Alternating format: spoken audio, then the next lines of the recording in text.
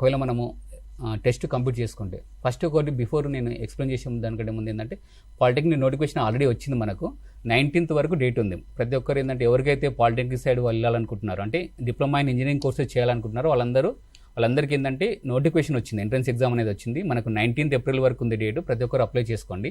మేజర్గా మనకు ఈ పాలిటెక్నిక్ ఎగ్జామ్ రాసిన తర్వాత మనకు వచ్చిన ర్యాంక్ ఆధారంగా మనకేంటంటే 29 రకాల కోర్సులలో మనకు అడ్మిషన్ అనేది అవకాశం ఉంటుంది. అంటే ఫర్ ఎగ్జాంపుల్ ఇంతమందికి తను మ్యాథ్స్ అంటే ఇష్టం ఉంది, ఎంపీసీ తీసుకుంటా ఉంటుంది, ఇంజనీరింగ్ సైడ్ వెళ్ళాలనుకుంటుంది. మరి ఇంజనీరింగ్లో ఏ ఇంజనీరింగ్ చేస్తుంది తను అంటే మనకు మొత్తం 29 బ్రాంచెస్ ఉన్నాయి. దాంట్లో కంప్యూటర్ సైన్స్ సంబంధించిన ఇంజనీరింగ్ ఉంది, తర్వాత ఎలక్ట్రికల్ సంబంధించిన వాళ్ళు ఉంటారు, ఈసీఈ వాళ్ళు ఉంటారు, ఎలక్ట్రిక్స్ అండ్ కమ్యూనికేషన్ ఇంజనీరింగ్ వాళ్ళు ఉంటారు, సివిల్ ఇంజనీరింగ్ వాళ్ళు ఉంటారు. అంటే మేజర్గా నువ్వు ఇంజనీరింగ్లో ఏం చేయాలనుకుంటున్నావో ఫస్ట్ అది సెలెక్ట్ చేసుకున్న తర్వాత మీరు ఏం చేయాలంటే పాలిటెక్నికా అండ్ ఇంటర్మీడియట్ ఎంపీసీ అనేది మీరు చూసుకోవాలి.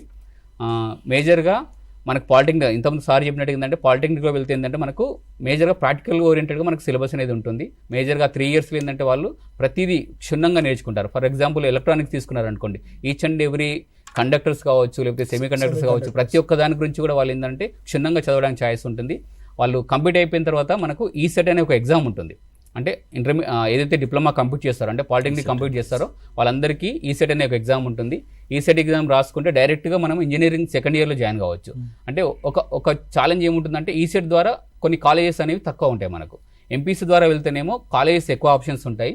అదే పాలిటెక్నిక్ ద్వారా వెళ్తేనేమో మనకు కొన్ని తక్కువ ఆపర్చునిటీస్ అనేవి ఉంటుంది. ఎందుకోసం అంటే ప్రతి కాలేజీలో ఓన్లీ ఒక 5% సీట్స్ మాత్రమే మనకు పాలిటెక్నిక్ వాళ్ళకి ఇస్తారన్నట్టు. కాబట్టి నువ్వు పాలిటెక్నిక్ జాయిన్ అయిన తర్వాత కూడా ఈ సెట్లో కూడా మంచి ర్యాంక్ వచ్చేటట్టుగా మీరు చదువుకునేంత క్యాపబిలిటీ, ఇంట్రెస్ట్ ఇవన్నీ ఉంటే మీరు పాలిటెక్నిక్లో జాయిన్ అయితే చాలా బెటర్గా ఉంటుంది.